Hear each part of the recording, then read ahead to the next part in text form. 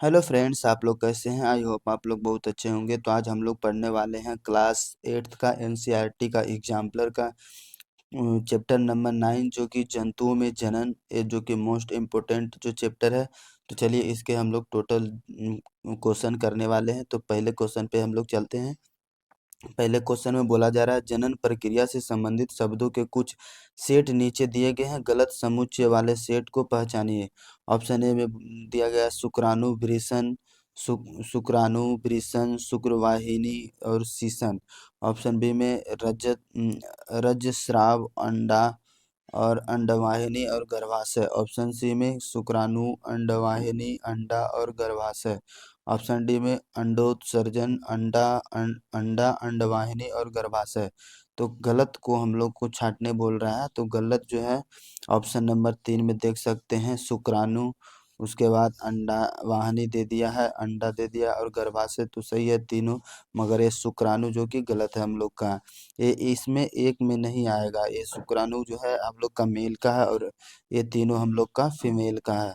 तो option A सी जो कि हम लोग का गलत है। ऑप्शन सी, एक का ऑप्शन सी जो कि गलत है। चलिए दूसरे नंबर क्वेश्चन पे, मानवों में निषेचन अंडे का परिवर्धन कहाँ होता है? तो हम लोग का कहाँ होता है? दो का हम लोग का कौन? ऑप्शन ए में दिया गया अंडाशय में, ऑप्शन बी वृषण में, ऑप्शन सी में अंडवाहिनी में, ऑप्शन डी में गर्भाशय में। तो मानवों में निषेचन अंडे का परिवर्तन कहाँ होता है? तो हम लोग का कौन सा हो जाएगा ऑप्शन? अंडे का परिवर्धन कहाँ होता है? तो गर्भाशय में हो जाएगा। अंडे का परिवर्धन कहाँ होता है? तो गर्भाशय में। दो का हम लोग का डी जो कि सही होगा। तो चलिए हम लोग का तीसरे नंबर क्वेश्चन पे चलते हैं। नीचे दी गई जंतु की सूची में मुर्गी बेमेल जंतु है, इसका कारण चुनिए। ऑप्शन ए में इसमें आंतरिक निषेच, ऑप्शन ए में मानव, गाय, कुत्ता और मुर्गी दिया गया है। तो इसमें ऑप्शन ए में दिया गया है इसमें आंतरिक निषेचन होता है। ऑप्शन बी में यह अंड प्रजजक है। ऑप्शन सी में यह ऑक्सी प्रजक है। ऑप्शन डी में इसमें बाह्य निषेचन होता है। तो कौन सा हम लोग का सही हो जाएगा? यह अंड प्रजक है, जो कि हम लोग का सही होगा। चलिए चौथे नंबर क्वेश्चन पे हम लोग चलते हैं। जिन जिन प्राणियों के जिन प्राणियों में वायु निषेचन होता है उनमें बड़ी संख्या में युग्मक उत्पन्न होते हैं। निम्नलिखित में से उपर्युक्त कारण चुनिए। ऑप्शन ए, प्राणी छोटे आकार के होते हैं और बड़ी संख्या में संतति उत्पन्न करना चाहते हैं। ऑप्शन बी में प्राणी के पानी में भोजन भरपूर मात्रा में उपलब्ध होते हैं। ऑप्शन सी में निषेचन के बेहतर अवसर होते हैं। ऑप्शन डी में यह बड़ी संख्या में युग्मक बनाने को प्रोत्साहित करता है। तो कौन सा हम लोग का सही होगा? ऑप्शन नंबर बी, पानी में नहीं, पानी में भोजन भरपूर नहीं, ये नहीं होगा। ऑप्शन सी नंबर जो है, भोजन निषेचन के बेहतर अवसर होते हैं इसमें। क्वेश्चन 4 का हम लोग का सी जो कि सही होगा।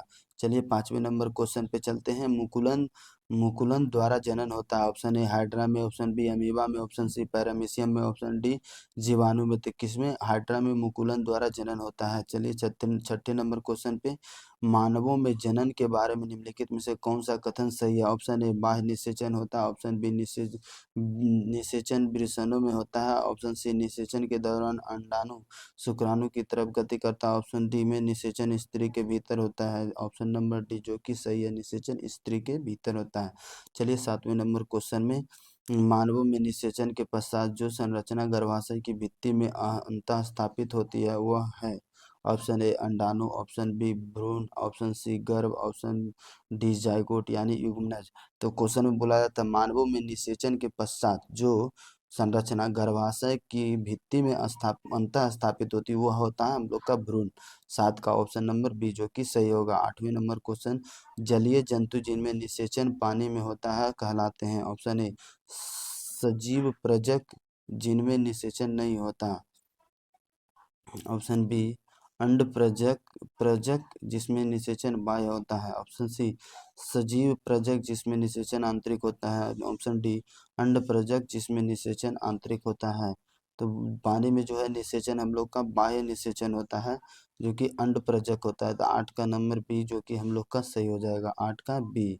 चलिए 9वें नंबर क्वेश्चन पे हम लोग चलते हैं। निषेचन के पश्चात जो कोशिका एक नए जीव की को उत्पन्न करती है वह है। ऑप्शन ए भ्रूण, ऑप्शन बी अंडाणु, ऑप्शन सी गर्भ, ऑप्शन डी युग्मनज। युग्मक, दो युग्मक मिलके निषेचन होने के बाद युग्मनज का निर्माण करते हैं, जायगोट का। 9 का डी जो कि सही होगा। 10वें नंबर क्वेश्चन में मानवों में जनन के दौरान घटनाओं का सही क्रम होता है। ऑप्शन ए में युग्मक, ऑप्शन युग्मक निर्माण, उसके बाद निषेचन, उसके बाद युग्मनज, उसके बाद भ्रूण। कौन सा हम लोग का सही होगा? चलिए, बी नंबर में बोला जा रहा है भ्रूण, उसके बाद युग्मनज, उसके बाद निषेचन, उसके बाद युग्मनज निर्माण। तो सी में निषेचन, उसके बाद युग्मक निर्माण, उसके बाद भ्रूण, उसके बाद युग्मनज। ऑप्शन डी में युग्मक निर्माण, उसके बाद निषेचन, उसके बाद भ्रूण, उसके बाद युग्मनज। तो कौन सा हम लोग का सही होगा? निषेचन हम लोग का होता है, पहले होता है हम लोग का युग्मक, युग्मक से होता है निषेचन होता है, निषेचन के बाद युग्मनज बनता है, युग्मनज के बाद ही भ्रूण बनता है। तो कौन सा हम लोग का सही हो पाएगा? ऑप्शन ए में क्या? युग्मक निर्माण, युग्मक निर्माण होता है, उसके बाद निषेचन होता है, उसके बाद युग्मनज बनता है, उसके बाद भ्रूण बनता है, जो कि हम लोग का गर्भाशय में स्थापित हो जाता है। तो हम लोग का 10 का ए जो कि है हम लोग का सही होगा। तो ठीक है दोस्त, ये इसके टोटल जो है हम लोग का क्वेश्चन हो चुका है। तो अगर वीडियो अच्छा लगा हो तो लाइक शेयर और सब्सक्राइब करें। मिलते हैं अगले वीडियो में अगले चैप्टर के साथ, तब तक के लिए आप लोग को धन्यवाद।